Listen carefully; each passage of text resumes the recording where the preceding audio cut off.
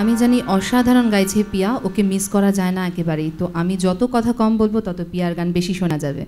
আর আমার রিকোয়েস্টে, আমার ফেভারিট যেহেতু, আমার রিকোয়েস্টে আরও একটি আশাজির গান পিয়ার ঝুলিতে রয়েছে, তাই তো? সেটাই শুনবো এবার। কি গান বলো? আকাশে আজ রঙের খেলা। শুনেনি? হ্যাঁ।